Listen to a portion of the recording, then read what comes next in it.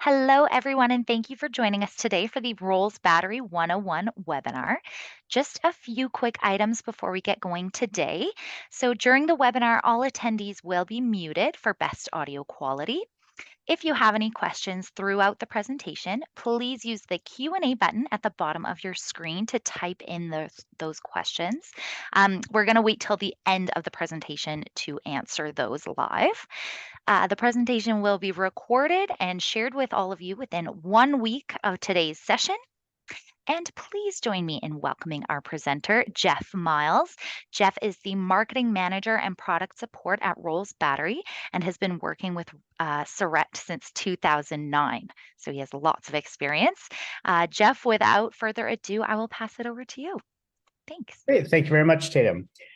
So yes, everyone, thank you very much for joining us this afternoon.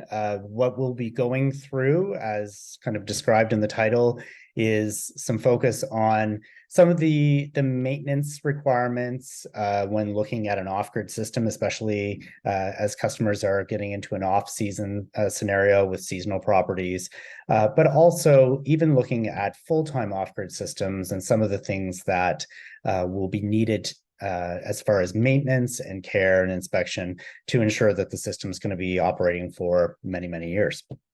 So what I'll be doing is going through essentially some maintenance and inspection information. We'll talk a bit about some of the testing that's required and some of the expectations as far as either a customer or potentially the installer performing maintenance duties, but also looking at some of the considerations with regards to storage of batteries specifically, and also looking at which types of batteries may be best suited to an application, depending on the customer, the usage of the system, and also the location. So I'll get right into this. Again, as she mentioned, we will be doing a Q&A session at the end, so I'll try my best to get through all of this information quite quickly and then give that opportunity to you.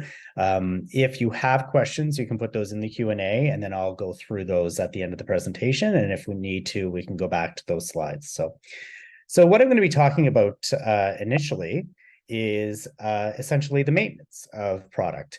Now, we mentioned with an off-grid system that no system essentially is maintenance-free, regardless of which battery technology you choose. And with regards to maintenance of the product, one of the things that's just as important as far as maintaining the life of the product is actually making sure that the product was properly installed from day one. One of the things that's mentioned almost, the first item in our user manual is to ensure that those batteries are installed and properly charged before the system is essentially put into service. So when you receive batteries from the distributor, oftentimes, especially in Canada, it may be quite quick from the manufacturing facility in Nova Scotia to receive those. However, batteries do self-discharge when they're sitting in storage and when they're not in use. So the level of self-discharge on a battery will vary depending on ambient temperatures. So in warmer months in the summer, those batteries may be sitting on a truck and it could take several weeks to get to the distributor's location. And during that time, those batteries are expected to actually discharge a bit. They would be fully charged when they've left the manufacturing facility, but that doesn't necessarily mean that they're all going to be fully charged when you take them out to a site to install. So the first step, obviously, once you have that battery bank properly installed, would be to make sure that the batteries are fully charged and balanced before you actually start cycling the system. That will ensure that the batteries are discharging and charging evenly and balanced, but it also ensures that you're not starting off by deficit cycling the battery bank or having a battery bank where the batteries may be partially charged in one string and the other string may be fully charged, which would cause an imbalance that could potentially perpetuate a cell failure or over discharge and so on. So with regards to the maintenance-free aspect, oftentimes you will hear batteries referred to as maintenance-free. Now, we always say with an AGM, like a sealed battery or AGM or gel, that they are essentially maintenance free because you're not having to top them up with distilled water or run equalizations. But with regards to an off-grid system or even a battery backup system, the batteries do need to be inspected, and things like terminals and checking to make sure that the batteries are balanced, all of those things are considered maintenance as well. And that applies regardless of the type of battery technology that you are looking at. So first step, oftentimes customers are interested in doing an off-grid system. They may or may not know what's involved in having that system and what their role would be in making sure that that system is going to operate properly. So from an installer perspective, you should always be setting the expectation with the homeowner that with an off-grid system, you are essentially running your own power plant. And if you are managing that as the homeowner, then there is some responsibility in making sure that all of the system components are doing what they're supposed to be doing. So system and battery performance will ultimately rely on that routine inspection and maintenance procedure. And we've seen this, for several decades. These batteries have been used in applications like off-grid systems. If the customer is putting that effort in, they generally will see a significantly longer life out of the product than they would if they assume that that battery is just going to do, what's expected year after year without actually looking at the performance and the condition of the battery bank. Providing maintenance options is also something that's really important. Some customers may not have the ability or may not show the interest in performing these maintenance requirements. And in that case, do yourself a favor and offer the option to provide that service for the customer through a maintenance package or some method to be able to do an inspection and make sure that the system is doing what is intended. Because if the system is not doing that, the customer's expectation may be that you haven't installed the system properly or that the products are not up to snuff. And if that's the case, then you then have to do some troubleshooting and try to, look at what has happened, especially if the system isn't really being monitored.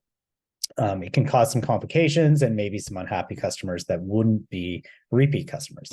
The other thing to look at with respect to the maintenance of a system is the type of battery technology that you use.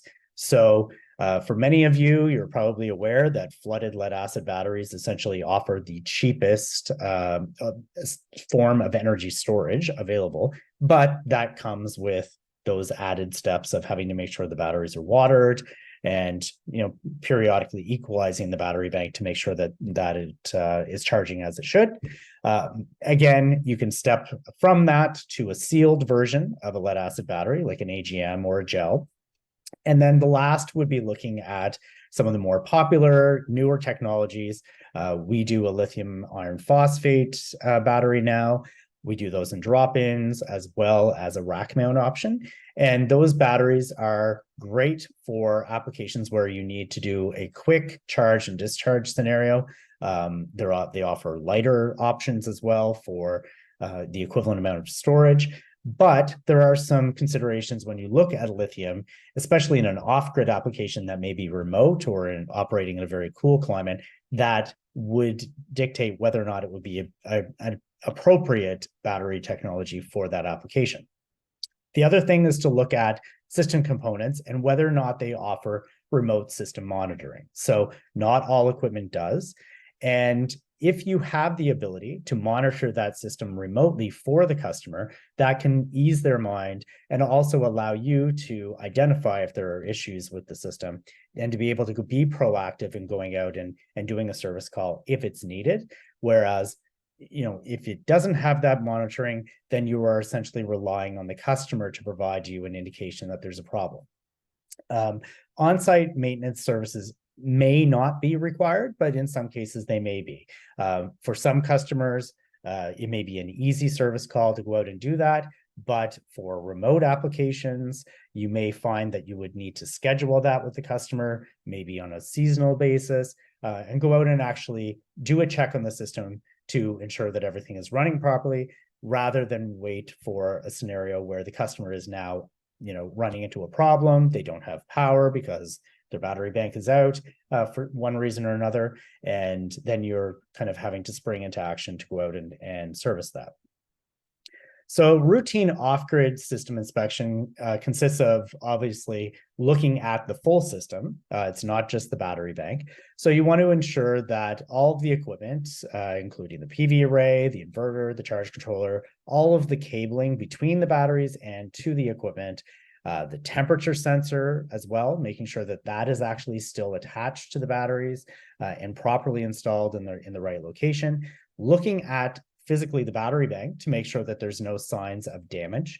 Oftentimes, especially with sealed batteries, if those batteries were overcharged or heavily overcharged, or potentially they froze, then oftentimes you will see physical damage to the case. The case may be swollen. You could potentially see terminals that have changed color, or there could be melting of terminals and things like that, especially in overheating scenarios. So obviously you want to physically inspect the battery bank and notice any issues as well. And then looking at any alternative charge sources. So oftentimes with off-grid systems, a customer will have a generator as a backup. Make sure that that generator obviously is operational, but also if it's set up to automatically kick in at low voltage cutoff, then you want to make sure that that is actually the fact and that it is operating properly.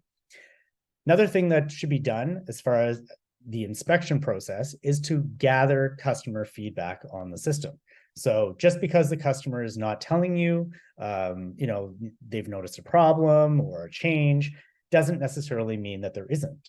And oftentimes they may or may not know what they should be looking for. So if you ask some of those questions, as far as have you noticed an increase in voltage drop, but your usage has maintained relatively the same, then you would look at whether or not that's caused by a sulfation buildup in the battery bank because they've been deficit cycled, or the charge rate is too low, or the charge voltage is set too low. If their percentage of discharges has changed, so their usage may change, their requirement for storage may change as well. Oftentimes families have an increase in usage depending on who's home or working and living conditions.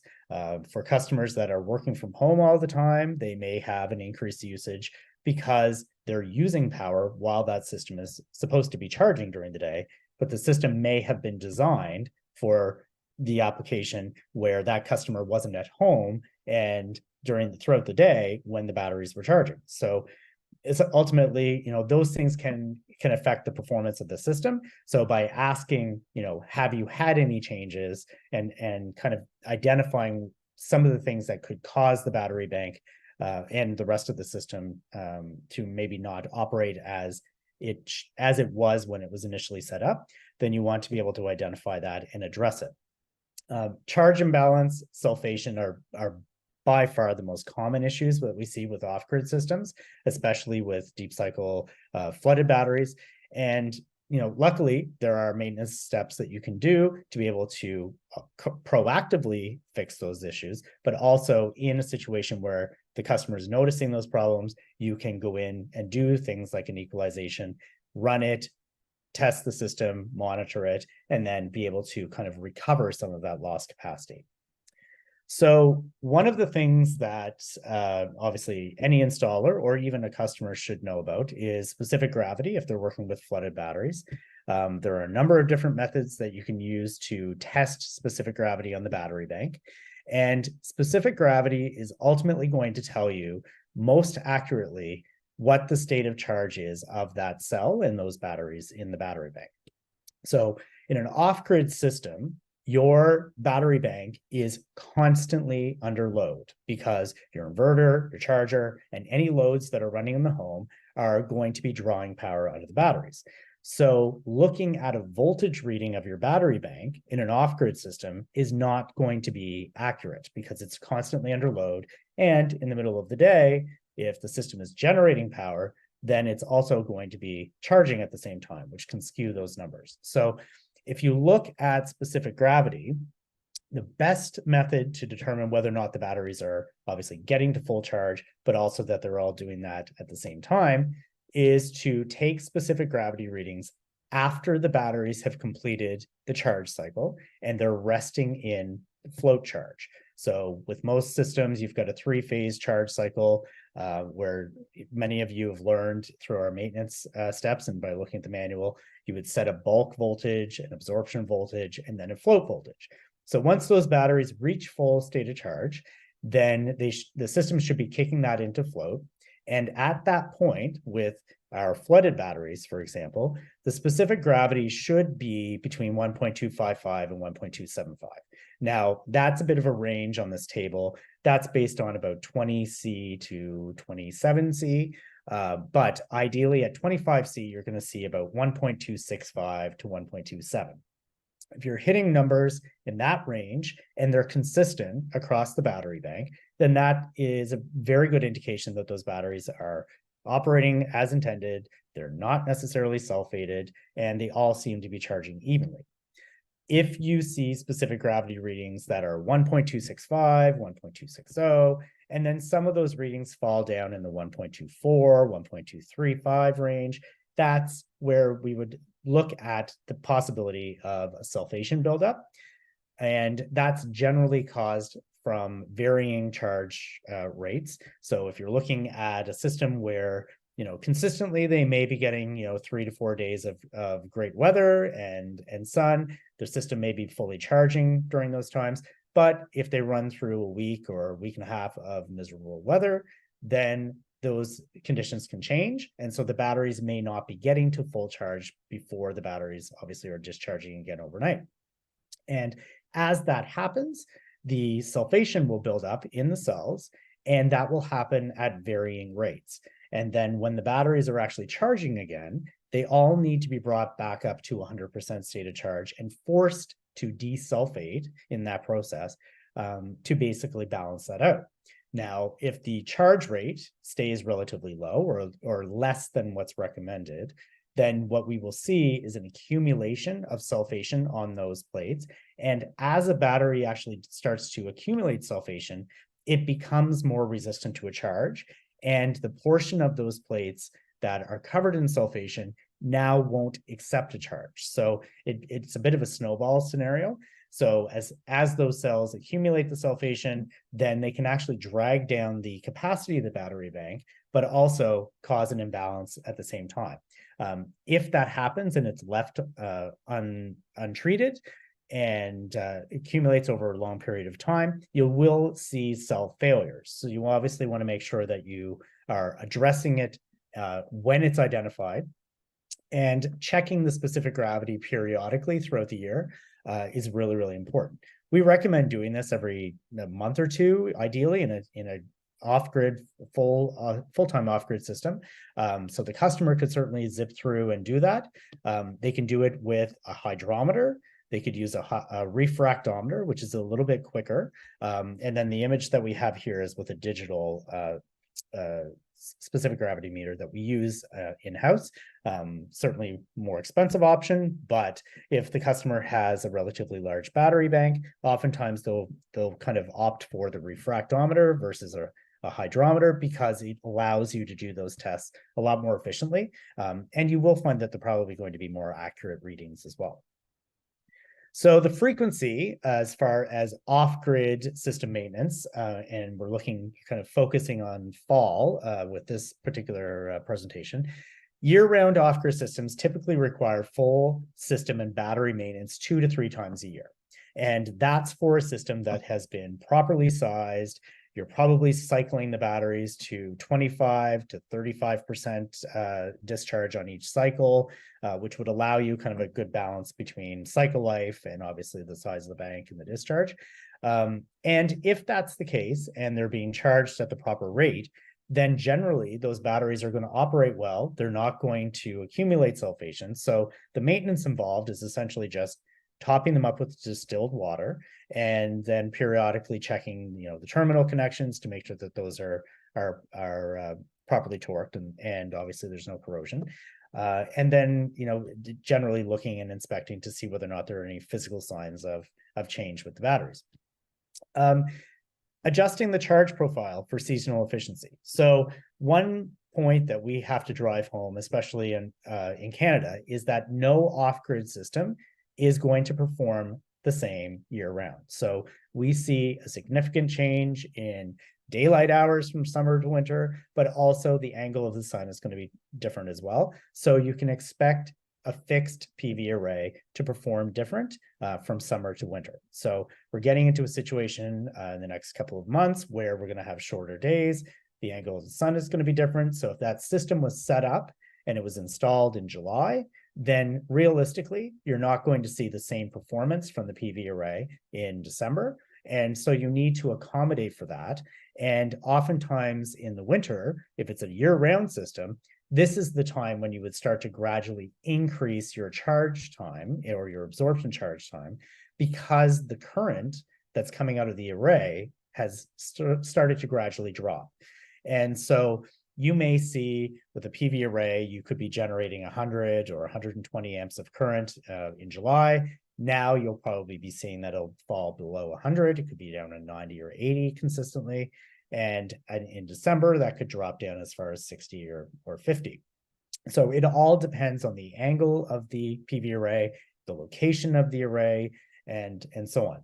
Some systems can be set up with a racking system where you can adjust the angle of the PV array. That would certainly allow some flexibility and some more consistency in charge if that's being done.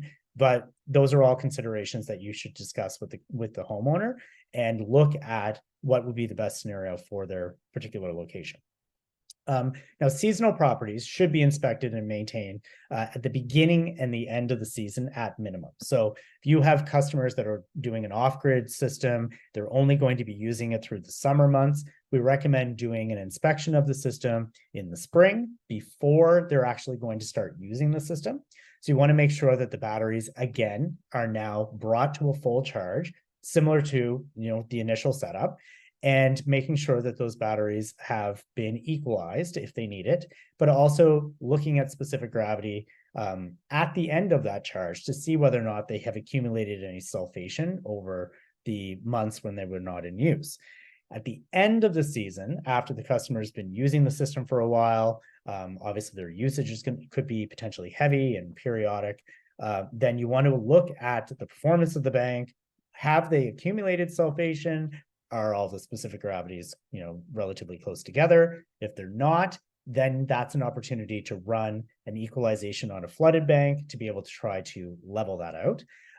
And even with a sealed battery bank, you would look at whether or not the voltage readings of each individual battery are obviously consistent. So with an AGM battery, obviously you don't have the flexibility of looking at specific gravities, but you can disconnect those batteries, do a voltage check on them after you've completed a charge to see whether or not there is an indication of potentially 6-volt battery. You could have a weak or a failed cell that you may not have identified because the system didn't recognize a voltage drop because the full bank is set up. That happens quite often with systems with multiple parallel strings of batteries. They tend to get hidden. So it's a great opportunity to go through those batteries and check each individual battery, because if you have a failed cell in the battery bank that's not caught and it's sitting there during usage, but also through storage, then that can actually bring the system down, and it can actually domino with adjacent cells, causing the whole battery bank to then need to be replaced. So looking at, a seasonal property at this time of year, a lot of customers have, closed up their cottages and things. This is a great opportunity to do that site inspection, check the batteries, make sure that everything is fully charged. And, obviously the bank was performing as intended. We're going to get a bit more into kind of the detail of the maintenance and some of the things to look at, but ultimately those are kind of the main steps. So we talked a bit about charge adjustment. So if a system, and for the most part, our charge controllers now do offer temperature compensation and have a temperature sensor, but if they don't, then you do need to make some adjustments in charge voltage based on ambient temperatures. So especially if the battery bank is going to be located in, an unclimatized shed or utility room, then the ambient temperature can vary considerably between July and December, and well into the March and April and so on. So if that happens, then you would need to make an adjustment not only in your absorption time, but potentially your bulk voltage, but also the float voltage that the battery is being held at if that system is left on. So, for the most part, the systems now can be set with temperature compensation. If you look at our user manual, if you're using a flooded battery, for example, the adjustment in voltage for temperature compensation would be 5 millivolts per degree C per cell. If it was an AGM battery, that's going to drop to 4. And then if it's a gel battery, it's actually going to drop to 3. So those settings are really important, and it's making sure that those settings are properly set up in a system that uses temperature compensation, but also looking at where the temperature sensor is and making sure it's properly attached. We've shown in some of our detailed presentations the placement of a temperature sensor and kind of asked the classes, what do you think is good about this, or is there anything wrong with the placement of the system? And in often what we see is a battery bank that may be installed in an unclimatized shed, for example, and the sensor is mounted to the battery that's closest to the door. And in those scenarios, that's actually going to be a cooler area than in the middle of the battery bank. And so it's best to have that sensor mounted relatively, centered within the battery bank. And it should be mounted on the side of one of the batteries, about halfway down the case. And that ensures that you're getting an actual cell reading and not the reading of the post at the top of the battery, which is a different temperature, or the top of the case, which would have an air gap between that and the electrolyte in the cell, which would provide a completely different reading. So if the sensor is not attached, or if it's placed incorrectly, that can skew the charge voltage. And especially in conditions, in very warm conditions, it may not adjust the voltage down enough, which can cause the battery bank to be burned out because the charge controller is getting a lower reading than the actual cell temperature. So if the system is going to be used year round, you may need to increase the absorption time based on reduced charge current, as I mentioned before with the array. We do typically see that in shorter months, you may go out initially, especially if the system is being used periodically throughout the winter, but primarily in the summer, you will probably have to increase the absorption time through the fall and early spring, and then decrease that again as the customer starts to use the system again, if it's not going to use things like the low voltage cutoff, but also, the end amp values. So generally the systems now will use a setting basically looking at the flow of current to the battery bank to determine whether or not the batteries are fully charged. And as a battery bank gets full or reaches full charge, the current going into the battery bank will actually gradually drop. Once it hits that triggered value, that's what generally will indicate to the charge controller that it should then kick into float. And if the batteries don't hit that value, then it would essentially run through whatever program time you have set up in the system. If that program time is significantly longer than necessary, and it's not taking into account that end amp value, then you could potentially be burning out your batteries because you're running a charge on them for 3 or 4 or 5 hours when the batteries have reached full charge within 2 or 2.5 because of the current conditions. So looking at varying usage, but also looking at the capability of the charge source and whether or not the system is programmed to identify that and work with it. So the routine specific gravity obviously is going to be kind of crucial with a flooded bank to make sure that it's going to be operating well. We recommend recording those every 6 to 8 weeks. If you reach out to the distributor, we do offer a printed booklet where you can record these readings or demonstrate to the customer how to take those readings, and they can record them. One point to make with regards to those readings, as far as specific gravity and voltage, if they're keeping a consistent record, or if the installer is doing that, it can be a lot easier for us to look at that information to help you troubleshoot the system if there is a problem that arises, but also in the event of cell failure or a battery failure. If there is a warranty claim that's filed and that information is available, we can see exactly how the battery bank was performing up to that point to determine what may have caused that failure. And it can be a lot easier for us to identify, okay, well, that was actually, a bad weld in the battery, or let's do a tear down on the system because everything was operating well. It makes it a lot easier for us to expedite that warranty claim. So cell inspection as well. When you have flooded batteries, if you are doing the specific gravity reading and you pull samples, especially as shown in this photo, with a hydrometer, and you're taking a sample of the electrolyte, if the electrolyte is not clear, so if it's a dark color or it has a lot of material floating around in it, that's an indication that the battery may be suffering from an overcharge situation where the active material on the plates is actually being burned off of the plates. And so what we would want to do in that case is to look at the voltage settings that are programmed in the charger and the charge time and the NDAMP value to make sure that it's not consistently burning out the cells unnecessarily. Another thing is to look at equalization. So oftentimes you will see in charge controllers the ability to program an equalization and to run that on a periodic basis. We strongly oppose that. And the reason for that is that if the batteries are actually being charged properly and at an appropriate charge current and the charge time is programmed and all of those settings are put in play, then you shouldn't need to run an equalization on a periodic basis to maintain the system. It will do that naturally. So equalization essentially, and as we kind of outline in the manual, should be done on an as needed basis, and it should only be done manually. So when you are doing that, you're doing it to essentially correct an imbalance of charge across all of the cells and batteries in the bank, but also to remove the sulfation, and that may not happen all at once. So if you're running an equalization on the batteries, we outline the steps to do that and what to be looking for. You're going to be testing specific gravity on the cells as you run that. And when you see that the specific gravities have kind of plateaued and you're not seeing any more movement and an increase in specific gravity, or they don't seem to be leveling out anymore, when you're doing those tests, then you would stop the process.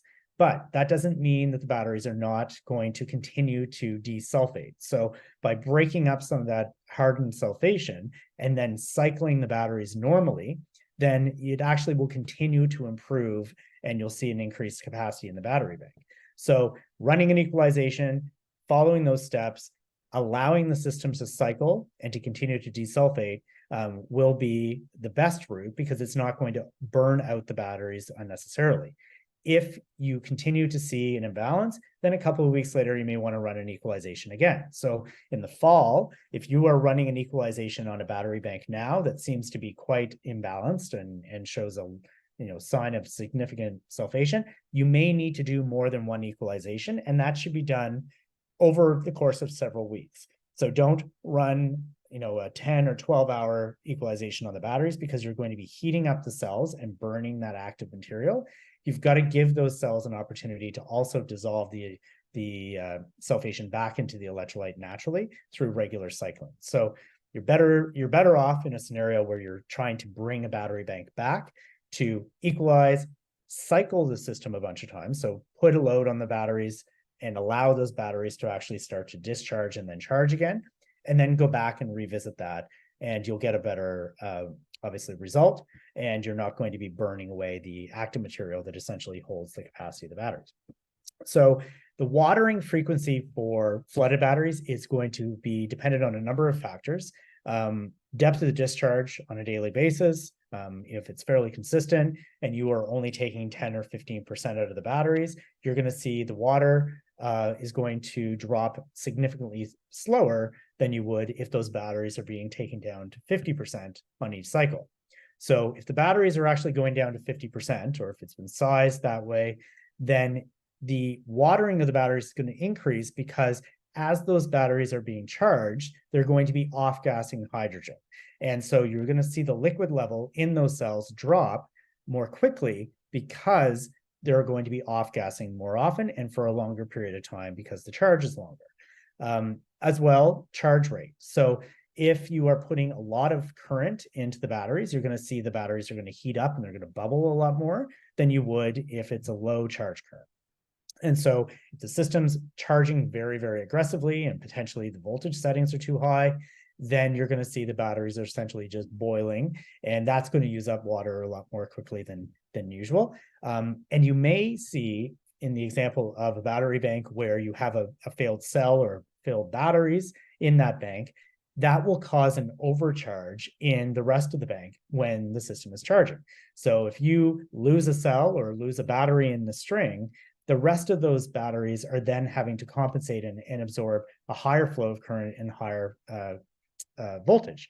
And so it essentially boils those batteries and overcharges them because it doesn't know that that dead cell is in place. So those can also affect the watering frequency and operating temperature. So the cooler the battery bank is operating, the less frequent you're going to see that. We recommend in the manual, don't install the batteries in a location where you're going to see, sunlight hitting the bank, or that's going to heat up considerably. Because if that happens, then you're going to see, obviously, the batteries are going to go through water more often, but also the heating up of the cells is going to reduce their cycle life. So we talked obviously about the corrective equalization. I mentioned, following those steps.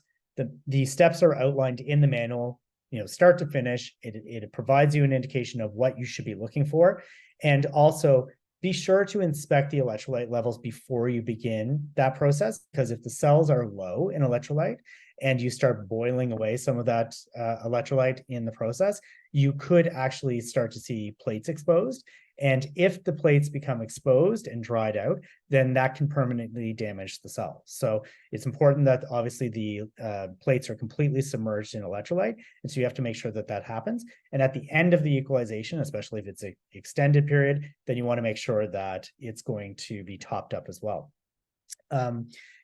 Don't leave a system unattended if you are equalizing the batteries. So the process, you should be removing the caps ideally, or if you use our caps like the flip top like we have on some of our models, open those caps and allow that off gassing of hydrogen during the process. It's going to be significantly higher through an equalization than a regular charge, and so we want to allow that hydrogen off gas.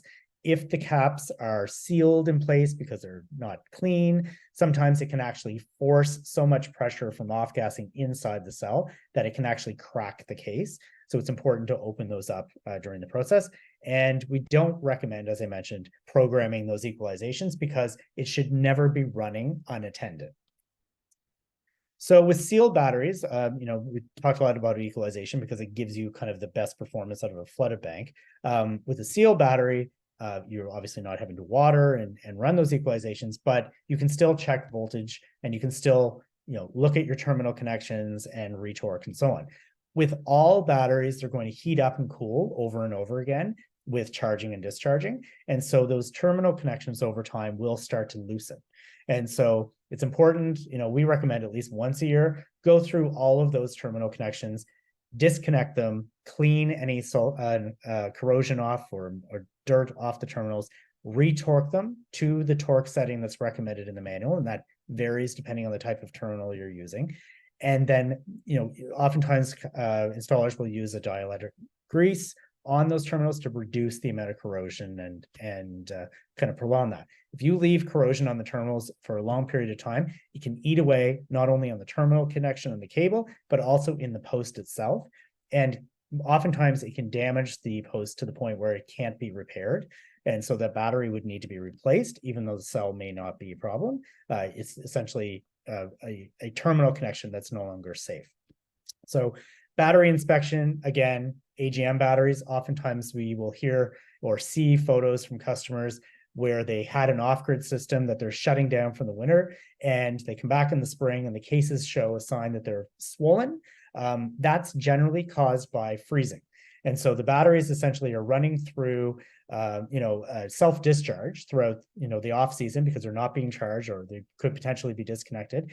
And once they reach a state of charge that's low enough, the electrolyte inside that case is going to start to freeze. And when it does, it's going to expand. So the cases will actually physically swell. You may see the top of the case will start to swell. And that can also be an indication of the battery being heavily overcharged as well. So if it's being, improper voltage and flow of current and it's excessive, the cases will actually start to melt from the heat internally, and they'll warp, and that would be obviously very visible. So doing that inspection is very important. So from, I mentioned this initially, looking at installer service packages, customers may not be engaged in doing this, and they may be okay with looking at the inverter and the charge controller and zipping through the steps to make sure that those programming settings are there. But as far as the maintenance of the battery bank and checking cabling and cells and so on, they may not be interested or engaged in doing that.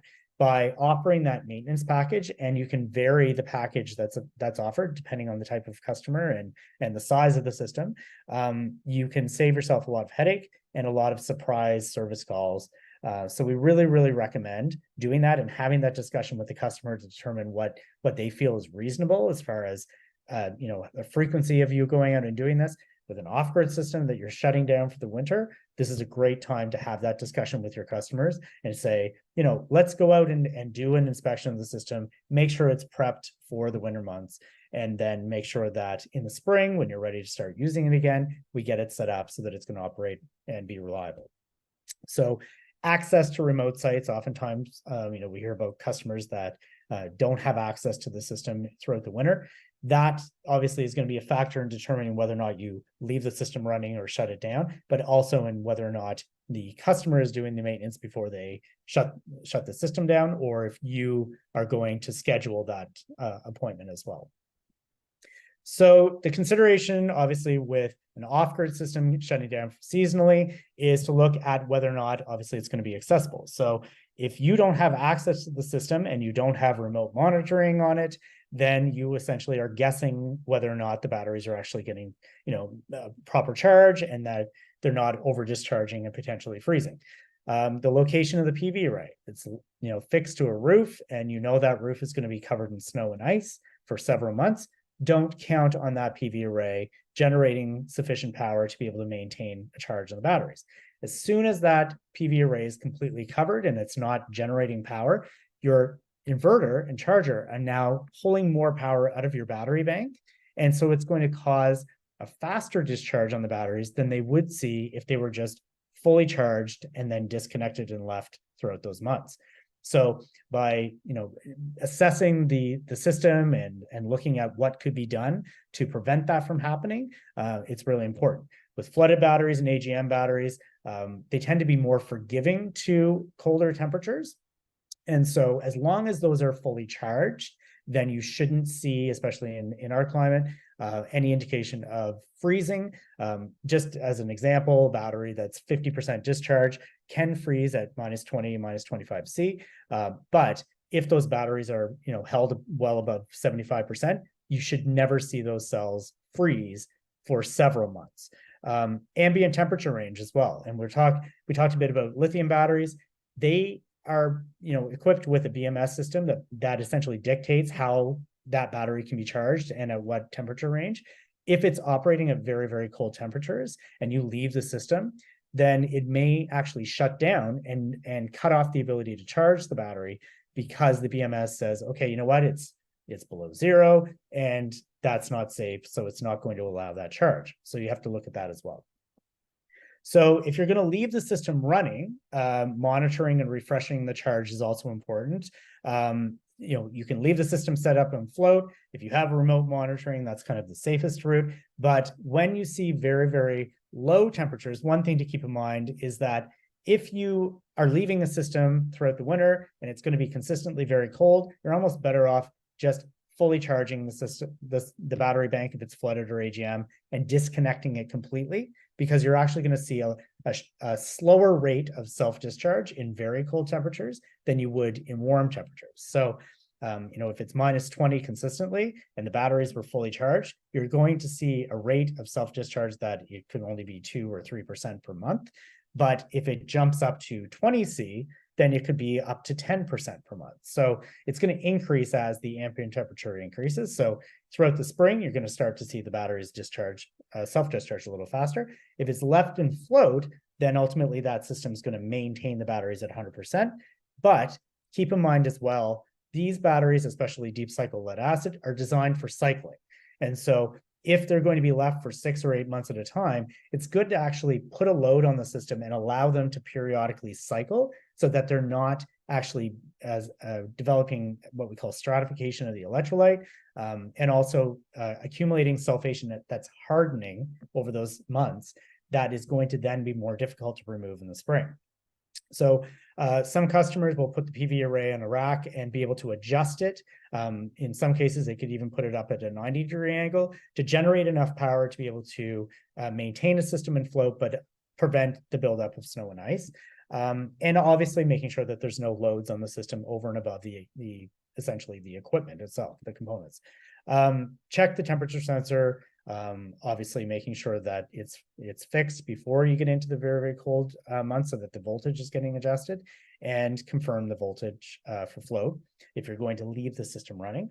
And we mentioned before, equalizing the fall and then again in the spring. If you're going to leave the system in float, make sure you equalize before you do that so that any sulfation that accumulated through the months that the customer was using it is not left there throughout those off-season months and hardening on the plates. So, we touched on disconnecting the system. When you don't have remote monitoring, you're taking a bit of a risk, especially with a remote install. So we really don't recommend that. And if you have the ability to, put together a system with that in mind, depending on the location of the home, then you may want to look at systems that offer that to allow, obviously, the customer some peace of mind, but also for yourself. Fully charging, disconnecting the bank. We recommend a refresher charge on batteries every 3 to 4 months. If you're taking the batteries out of the system and taking them to, for example, the homeowner's primary residence, then they can put them on a charge every 3 or 4 months, or keep them in a garage to do that. That would be great. And it also allows them the ability to check on them to see how quickly they're self-discharging. So the off-season float application, this is kind of looking at, the obstruction concerns, snow covers, and obviously looking at, are there any potential loads that are going to be put on the system that could draw the battery bank down? So you want to make sure that there's an inspection of that to make sure that there's no equipment plugged in that could do that. And then also with the shutdown scenario, you're also going to look at some of the guidelines depending on the type of battery. So we manufacture the LFP lithium batteries. Those batteries should not be stored at -5 or lower. So if you're going to use LFP batteries, generally you should be pulling those batteries out of the system and then putting them in a warmer storage facility throughout the off season. You can obviously leave the heavier lead acid batteries in place, but just making sure that obviously they're going to be charged enough that they're not going to run into the freeze. And with any type of battery, if it's going to be sitting in a very, very hot climate, so for example, we don't necessarily have that here, but if they were going to be put in storage in a very, very warm area, that actually can cause damage in the cells, regardless of the battery technology. So whether it's lead or even with lithium, the electronics in those batteries can actually degrade because of the high heat in an ambient temperature, well above, say, 35 to 40 C. So here's an example, just as a photo of batteries that actually burst open from freezing. The self-discharge rate average for batteries through off-season is about 2 to 5%. That can increase if the temperatures jump up to 20, 25, you're actually going to see that the self-discharge rate could jump up to even up to 10%. We put carbon in our flooded plates now, which increases charge acceptance and shortens the charge time and allows the battery to perform a little bit better when it's being cycled. But the downside to that is that they tend to self-discharge a little bit faster than the cells would if they didn't have carbon. So that should be kept in mind as far as the frequency of maintaining a refresher charge. So with lithium, we have two different lines, and some of you may be familiar with the R series already. Those have been out for a while. But with our S series models, the temperature range for operating is going to be increased because they have a heat system put in to bring the cells up to temperature before they're charged. If you're going to be using either of those and you're storing those batteries disconnected, then the same temperature range would apply. So you want to make sure that those batteries are discharged to between 60 and 80% when they're disconnected. So you can put a load on the battery bank if it's been fully charged, discharge those cells to the 60 to 80% range, and then store them above -5 at minimum. Ideal is 20C. And the last slide, then I just kind of touch on the features of those S series models. I talked about the heat, but also the S series models feature a screen on board on each of the cases that will give you an indication of voltage and state of charge of the battery. It will show you whether or not the heat is engaged. So if it's in a cool climate and you're trying to charge the battery, it's actually going to heat the cells until those cells have a reading above 0C, and then it will begin to charge, and you'll be able to see that indication on the screen. But the good thing about it is that if these batteries are being stored and you put them back into the install, if you press the power button on that screen, you'll be able to see the state of charge. So in this example, it's 75%. If you're putting those batteries in and they have self-discharged at varying rates, you can actually know from those readings that you need to essentially balance those batteries before you start cycling them. With lithium batteries, you have to charge each battery individually, bring it up to 100%, and then connect the system together. You're not equalizing a lithium bank. The batteries essentially need to be put through that process. The BMS in each of these batteries is going to be independent, and they don't communicate with each other. So they don't know that the battery adjacent is only at 65% or 68%. So you need to bring those batteries to a consistent state of charge when you reconnect them. So that's important. Obviously, it's going to give you some advantage in the use of lithium and being able to make sure that they're balanced. With the flooded batteries, the easiest way to do it is to do a specific gravity test on all the cells once they've been reconnected, and then see whether or not they need to be balanced before they actually start to be cycled for usage. So what I'm going to do now, we've got a few minutes to go through the Q&A. I'll read through some of the questions, and if we need to jump back through the material, I'll do that. Okay, so the first question I see here, what are the options if you find a dead cell in a single battery in a large 2-string battery array? So depending on the battery, for our 5000 series flooded batteries, for example, they're built with independent 2-volt cells that are bolted together inside an outer case. In those scenarios, if it's a relatively new battery bank, so within the first 2, potentially 3 years of usage, then you can often replace that individual cell in the battery rather than replacing a full battery. If it's a battery like our L16, like the popular 6 volts, for example, you would need to replace that full battery, obviously, because it's internally welded. But you would also want to look at the condition of the rest of the battery bank before you introduce a replacement cell or a replacement battery.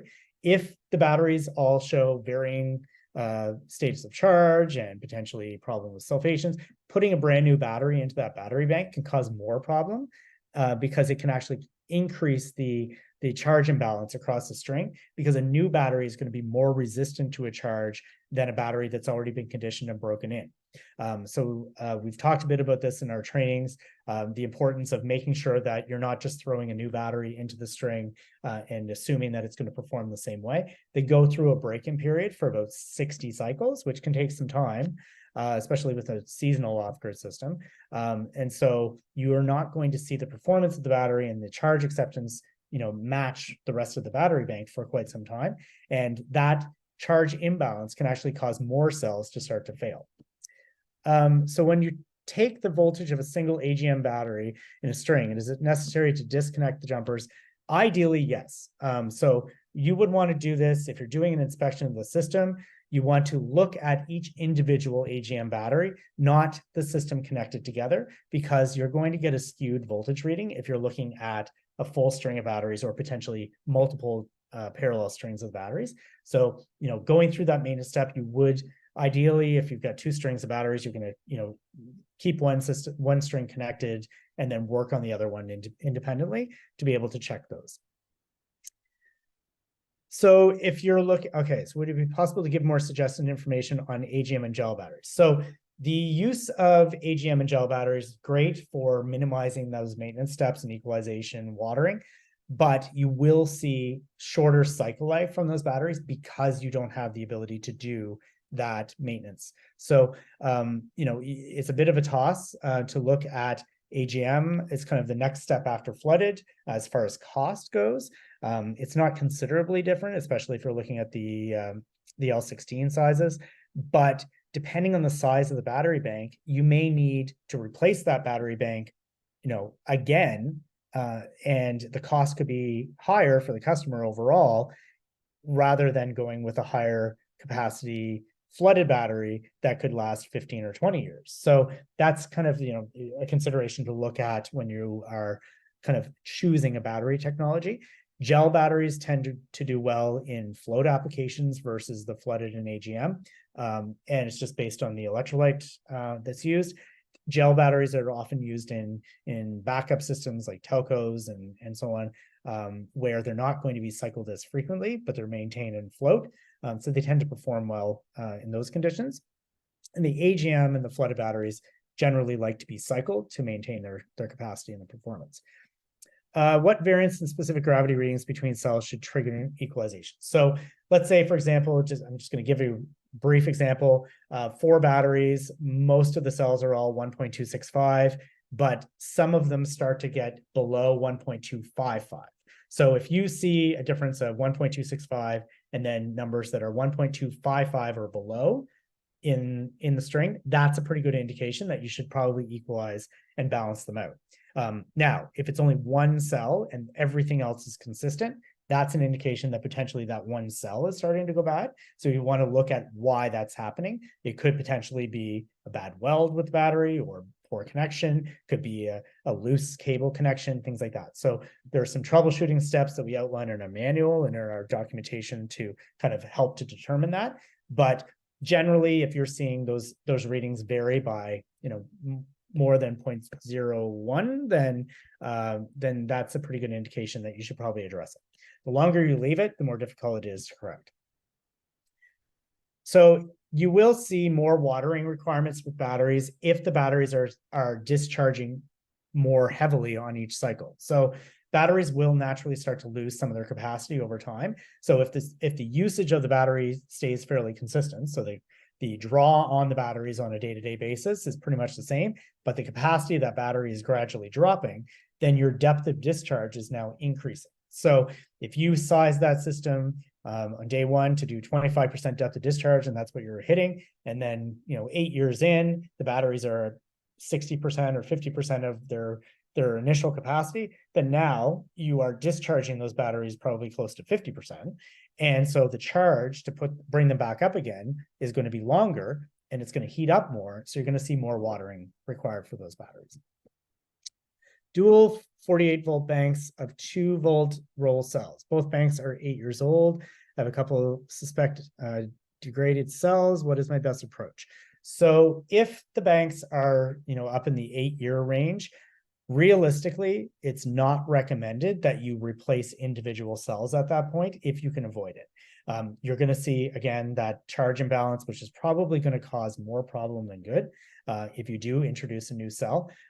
And when you do that, you may need to make adjustments in charge time and monitor that cell to make sure that it's actually going to be performing properly and it's not causing other problems. Understanding the suggested storage temperature of 20C, what is typical failure mode of one of your LFPs if left disconnected? So the LFP batteries actually have a built-in sleep mode, which will prevent the battery from over discharging. So internally, the BMS is going to shut everything down to prevent the battery from over discharging to the point where it will not kick back on. If you leave that battery for several months and then, for example, with our S-series models, hit the power button, it's going to wake that up. And then you're going to see the batteries are actually going to have a sufficient voltage reading so that when you reconnect it, the inverter is going to kick on. Sometimes with over discharged flooded batteries or AGM, the battery may not have a voltage rating that's sufficient to even kick on the inverter. And so this sleep mode is going to prevent the battery in an LFP scenario from over discharging, but also going to prevent you from having that headache of an inverter that won't kick on. Can an AGM battery be recovered once sulfated? No. So realistically, you can put a charge in the battery and try to cycle it aggressively, but don't ever run an equalization on an AGM battery. The pressure can cause that case to crack. And if you do it and the battery is damaged, then ultimately you're going to have to replace it. It's not a warranty issue if the batteries are overcharged and the cases are damaged, whether, regardless of which type of battery technology you go with. But with AGM, it's very important that you don't equalize. So with the S6L16, I'm just going to try to zip through some of these. We've got kind of hit our time limit, but I'm happy to answer these. 6-volt L16 HCs, still not certain of the correct fill level. So when you look into the cells, there's going to be a vent tube that goes down into the cell. At the bottom of that vent tube, you're going to see a little notch that's cut out, and it's going to be on kind of opposite sides. And you'll be able to see that notch. The purpose of that notch is so that you can tell where the end of the tube is. You should never fill the cells up into that tube. So ideally, and it's outlined in the manual, 1/4 of an inch to a 1/2 an inch below that tube, the fill, will prevent the cells from overflowing. When the battery is put on charge, it's going to bubble. The electrolyte level tends to increase. And if you fill them up into that vent tube, it will actually overflow, and then you have to neutralize those spills with baking soda and water, which can cause obviously added maintenance. So, look at the manual. We've provided a diagram and an indication and what to look for. If you look down in those cells in all of our batteries, they will see a vent tube that goes down in, and there is an indicator at the bottom of the vent tube that shows you exactly, where the bottom of the tube is. If you buy a filler, you can actually set the float on the filler to the height, depending on the type of cell that you're using, and you can have it automatically set up to fill with a water jug as well. So there's some equipment available that will do that. And just touching on the filling, we really don't recommend using watering systems on off-grid or battery backup systems in residential, because it gives the false sense of security that the cells are always going to be full. If the float that's put in those cells is not operating and as intended, then the cell can run dry and you're not necessarily going to notice that. But also, it tends to cause a lot of customers not to bother doing specific gravity tests, because they have to disconnect the watering system to be able to do that. So, from a maintenance perspective, really not recommended. The watering systems are great for very large commercial size systems where you have to water a lot of cells, but in a residential application, it's not really recommended. They should be engaged in doing specific gravity readings and checking the cells, and also doing a visual check of those cells with the electrolyte and so on.